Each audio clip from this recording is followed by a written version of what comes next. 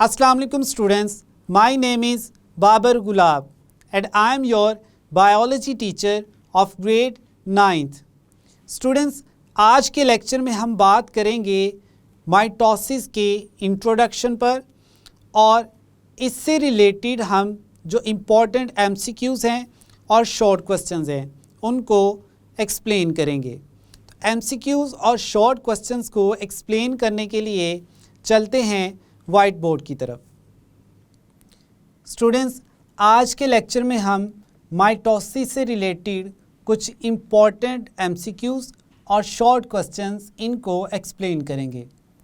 हम देखेंगे कि हमारे पास कौन से MCQs जो हैं वो एग्जामिनेशन पॉइंट ऑफ व्यू से इम्पॉर्टेंट हैं माइटोसिस के टॉपिक से रिलेटेड, और साथ ही साथ हम इसमें शॉर्ट क्वेश्चंस को भी एक्सप्लेन करेंगे। तो आज का जो हमारा चैप्टर है यानी माइटोसिस, जिस चैप्टर का टॉपिक है वो है चैप्टर नंबर 5 और लेक्चर नंबर जो है हमारा वो है 5.15।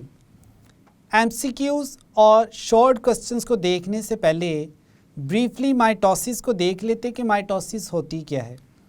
इसमें हम कहते हैं कि जो पेरेंट सेल है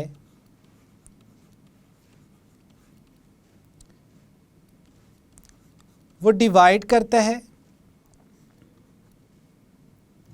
और डॉटर सेल्स जो है वो प्रोड्यूस करता है और डॉटर सेल्स बनते हैं। अब पेरेंट सेल जो है वो एसेक्सुअली डिवाइड करता है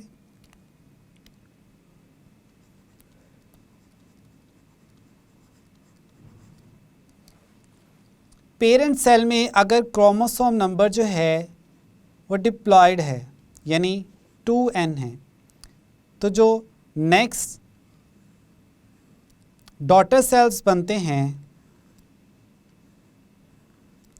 उनमें भी क्रोमोसोम नंबर जो है वो सेम होता है जैसा कि पेरेंट सेल में होता है।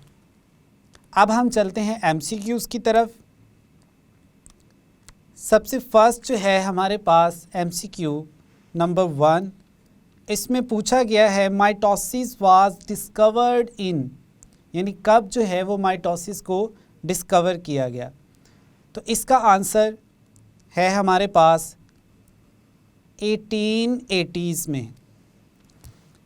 माइटोसिस का जो टॉपिक है बुक में वहाँ पर ये क्लियरली मेंशन है कि 1880s में जो है माइटोसिस को डिस्कवर किया गया था। फिर वहीं पर एक्सप्लेन किया हुआ है हु डिस्कवर्ड माइटोसिस।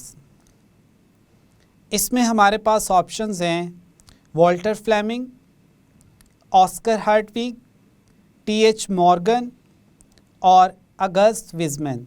तो हमारा जो आंसर है वो है वॉल्टर फ्लेमिंग। थर्ड MCQ में हम देखते हैं हमारे पास जो स्टेटमेंट है उसमें क्या पूछा गया है, which of the following sales undergo mitosis. कौन से सेल्स ऐसे हैं जो माइटोसिस के थ्रू डिवाइड करते हैं या जिनमें माइटोसिस होती है। सबसे पहले हमारे पास स्पर्म सेल्स।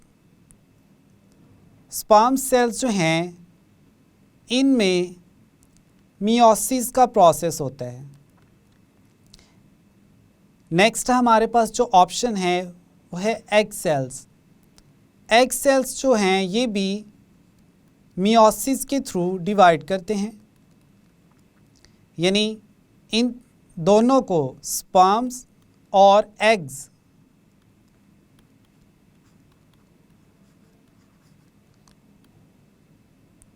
इन दोनों को हम कहते हैं जर्म लाइन सेल्स। अब ये दोनों जो हैं मियोसिस के थ्रू डिवाइड करते हैं, तो ये दोनों हमारे ऑप्शंस जो हैं ये आंसर नहीं है, ना ही स्पर्म सेल्स और ना ही एग सेल्स। थर्ड हम देखते हैं हमारे पास ऑप्शन है सोमैटिक सेल्स। सोमैटिक सेल्स जो हैं इनको हम बॉडी सेल्स भी कहते हैं।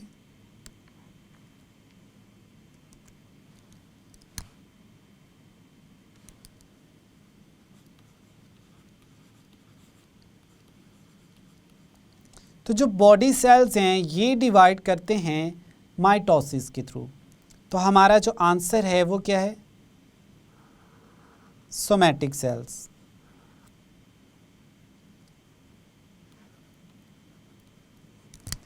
अब नेक्स्ट हम चलते हैं, हमारे पास MCQ नंबर 4 जो है, इसमें पूछा गया है which of the following sales undergo meiosis. अब यहाँ पर पूछा गया है मियोसिस के बारे में। तो एग्ज़ाम में स्टूडेंट्स आपने कंफ्यूज नहीं होना, मियोसिस और माइटोसिस जो हैं इनका जो डिफरेंस है वो क्लियर रखना है अपने माइंड में। तो इसमें हमारे पास है स्पर्म सेल्स, हम कहते हैं yes they divide through meiosis. तो अब ये हमारे पास ऑप्शन हो सकता है ऑप्शन ए। बी में है एग सेल्स, तो एग सेल्स भी जो हैं वो मियोसिस के थ्रू ही डिवाइड करते हैं। नेक्स्ट है हमारे पास सोमैटिक सेल्स। तो सोमैटिक सेल्स के बारे में अभी हमने एक्सप्लेन किया कि इनमें माइटोसिस होती है। अब हमारे पास ऑप्शन ए भी सही है, ऑप्शन बी भी सही है, तो आंसर जो है वो हमारा क्या होगा? डी, यानी both A and B. Next student, हमारे पास स्टेटमेंट है why prokaryotes do not divide by mitosis, कि जो प्रोकैरियोट्स हैं वो माइटोसिस के थ्रू क्यों डिवाइड नहीं करते। इसमें पहले मैं आपको बता दूं कि जो प्रोकैरियोट्स हैं उनमें माइटोसिस नहीं होती, लेकिन माइटोसिस से मिलता जुलता एक फिनोमिना होता है जिसको हम कहते हैं बाइनरी फिशन। तो अब प्रोकैरियोट्स जो हैं उनको हम क्यों नहीं कहते कि उनमें माइटोसिस होती है? तो इसकी रीज़न क्या है? Because they don't have ribosomes. क्या ये हमारा आंसर हो सकता है? नहीं, जो प्रोकैरियोट्स हैं इनमें राइबोसोम्स होते हैं। तो ये हमारा ऑप्शन ए जो है ये हमारा आंसर नहीं है। नेक्स्ट है हमारे पास option B, because they don't have cell membrane. तो बैक्टीरिया जो हैं प्रोकैरियोट्स में, अगर हम एग्जांपल देखें, हमारे पास है बैक्टीरिया, और यहाँ पर अगर हम एक बैक्टीरियल सेल बनाएं तो इसमें राइबोसोम्स भी होते हैं, इनमें सेल मेम्ब्रेन भी होती है,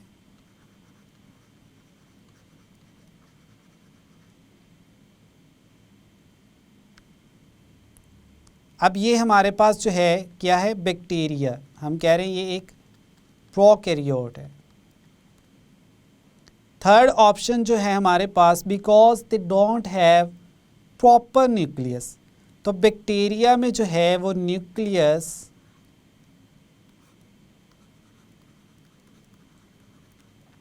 प्रेजेंट नहीं होता। अब नेक्स्ट हम देखते हैं option D, because they don't have DNA. तो बैक्टीरिया में जो है वो डीएनए प्रेजेंट होता है, यानी इनमें डीएनए भी प्रेजेंट है, सेल मेम्ब्रेन भी है, राइबोसोम्स भी हैं। तो जो न्यूक्लियस है वो नहीं है। तो हमारा आंसर जो है वो क्या होगा? ऑप्शन सी, क्योंकि बैक्टीरिया में प्रॉपर न्यूक्लियस नहीं है, इसीलिए हम कहते हैं कि प्रोकैरियोट्स जो हैं इनमें माइटोसिस नहीं होती। अब हमारे पास नेक्स्ट MCQ है MCQ नंबर 6। इसमें पूछा क्या है? Prokaryotes undergo a process of division, यानी उनमें जो है एक डिवीजन का प्रोसेस होता है सिमिलर टू माइटोसिस, माइटोसिस से मिलता जुलता। अब वो कौन सा है? रीजनरेशन। तो ये रीजनरेशन का क्या मतलब होता है कि ऑर्गेनिजम्स जो हैं वो अपना लॉस्ट बॉडी पार्ट जो है उसको दोबारा बना लेते हैं। तो जो रीजनरेशन का प्रोसेस है ये प्रोकैरियोट्स में नहीं होता। फिर है मल्टीपल फिशन। तो जो मल्टीपल फिशन है इसमें एक ऑर्गेनिज्म जो है वो मल्टीपल ऑफ ऑर्गेनिजम्स प्रोड्यूस करता है, तो ये भी बैक्टीरिया में नहीं होता। नेक्स्ट हम कहते हैं बाइनरी फिशन। अब बाइनरी फिशन जो है इस प्रोसेस को अगर देखा जाए, फॉर एग्जांपल ये हमारे पास एक बैक्टीरियल सेल है, इसमें डीएनए प्रेजेंट है, ये डिवाइड करता है और अपने जैसे ही 2 बैक्टीरियल सेल्स जो हैं जिनको हम डॉटर सेल्स कहते हैं, ये हमारे पास पेरेंट बैक्टीरिया है और ये हमारे पास जो दोनों न्यू बने हैं ये क्या हैं, डॉटर बैक्टीरिया।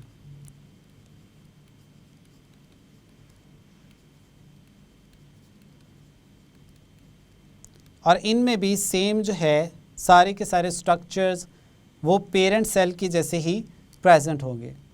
तो इस प्रोसेस को हम कहते हैं बाइनरी फिशन। और इनमें जो क्रोमोसोम नंबर होता है, फॉर एग्जांपल अगर बैक्टीरिया में जो है वो 2n है तो डॉटर सेल्स में भी सेम होगा 2n क्रोमोसोम नंबर, यानी डिप्लॉयड होंगे। जबकि मियोसिस जो है हमारा फाइनल ऑप्शन है, इसमें पेरेंट सेल में अगर क्रोमोसोम नंबर जो है वो 2n है तो डॉटर सेल्स में क्रोमोसोम नंबर जो है वो हाफ रह जाता है, जिसको हम हैप्लॉइड कहते हैं। तो हमारा जो आंसर है वो प्रोकैरियोट्स के पॉइंट ऑफ व्यू से हम कहते हैं इनमें माइटोसिस से मिलता जुलता जो प्रोसेस है वो कौन सा है, बाइनरी फिशन है।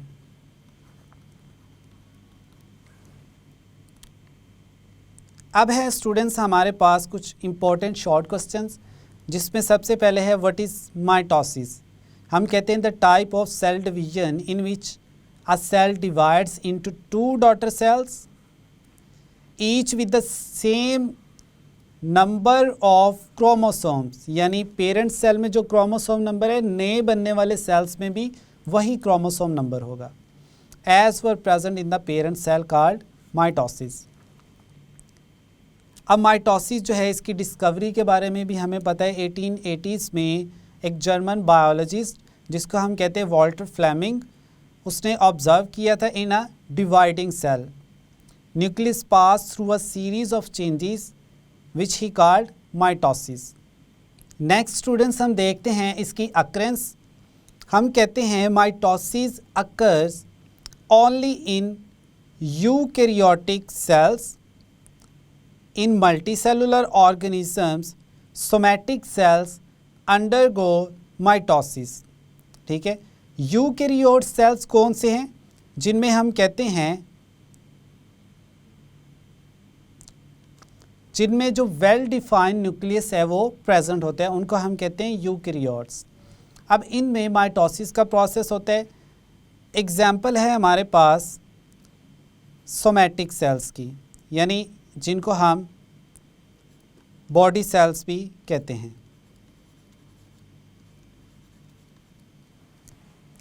ये था हमारे पास शॉर्ट क्वेश्चन नंबर 1।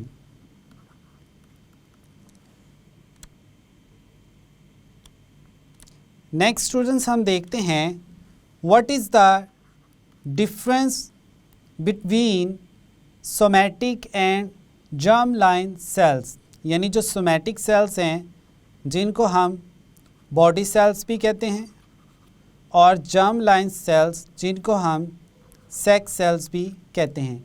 अब इनमें डिफरेंस क्या है, तो वन बाय वन देखते हैं। सबसे पहले बात करते हैं सोमैटिक सेल्स की। सोमैटिक सेल्स में हम कहते हैं somatic cells are those which form the body of organisms, यानी जो ऑर्गेनिजम्स की बॉडी बनाते हैं। जबकि जर्म लाइन सेल्स जो हैं उनमें हम कहते हैं germ line cells are those which give rise to gametes, यानी जो गैमीट्स बनाते हैं। अब ये गैमीट्स क्या हैं, इनमें हम कहते हैं स्पर्म्स एंड एग सेल्स, इनको हम गैमीट्स कहते हैं। जबकि दूसरी तरफ जो सोमैटिक सेल्स हैं इसमें हमारे पास एग्जांपल है cells of skin, liver and kidney etcetera. अब ये जो स्पर्म और एग्स हैं, स्पर्म जो हैं वो मेल में प्रेजेंट होते हैं और एग्स जो हैं वो फीमेल में प्रेजेंट होते हैं, यानी हम कहते हैं sperms are the gametes of male while the eggs are gametes of female। अब सेल डिवीज़न अगर देखा जाए कि सेल डिवीज़न जो है वो सोमैटिक सेल्स और जर्म लाइन सेल्स में कौन सी टाइप की है, तो हम कहते हैं सोमैटिक सेल्स जो हैं उनमें माइटोसिस होती है और जो जर्म लाइन सेल्स हैं उनमें मियोसिस होती है। अब ये दोनों जो टर्म्स हैं, ये डिविजन्स हैं, ये डिफरेंट हैं एक दूसरे से। थर्ड शॉर्ट क्वेश्चन है स्टूडेंट्स हमारे पास, why prokaryotes do not undergo proper mitosis. तो एमसीक्यूज़ में भी हमने इसको एक्सप्लेन किया था, क्योंकि प्रोकैरियोट्स जो हैं इनके पास क्या नहीं होता, वेल डिफाइंड न्यूक्लियस नहीं होता। अब prokaryotes undergoes a process similar to the mitosis known as binary fission. इसको हमने एमसीक्यूज़ में भी एक्सप्लेन किया कि प्रोकैरियोट्स में माइटोसिस से मिलता जुलता एक प्रोसेस होता है जिसको हम क्या कहते हैं, बाइनरी फिशन। अब फर्दर हम कहते हैं कि इसकी रीज़न्स क्या है, इनके पास प्रॉपर जो है वो न्यूक्लियस नहीं होता, और दूसरा इनमें जो स्पिंडल्स हैं, स्पिंडल फाइबर्स, वो प्रेजेंट नहीं होते, इसीलिए इनमें माइटोसिस जो है वो नहीं होती। नेक्स्ट स्टूडेंट्स हमारे पास फाइनल जो शॉर्ट क्वेश्चन है वो है, what is binary fission. Binary fission हम कहते हैं it is a type of asexual reproduction in which parent cells divides into two daughter cells. The new daughter cells are same as to their parent cells. यानी जो parent cell है वो divide करता है और new cells बनाता है। अब जो new cells हैं वो parent cells से बिल्कुल similar होते हैं। इसकी हम एग्जाम्पल देखते हैं कि किन में होती है, हम कहते हैं प्रोकैरियोट्स में होती हैं। अब प्रोकैरियोट्स जो हैं इनमें बाइनरी फिशन का जो प्रोसेस है इसको हमने एमसीक्यूज़ में भी एक्सप्लेन किया। अब इसको ब्रीफली देख लेते हैं कि जो एक पेरेंट सेल है उसमें डीएनए प्रेजेंट है। नेक्स्ट ये क्या करेगा, अपना जो डीएनए है इसकी एक कॉपी बनाएगा।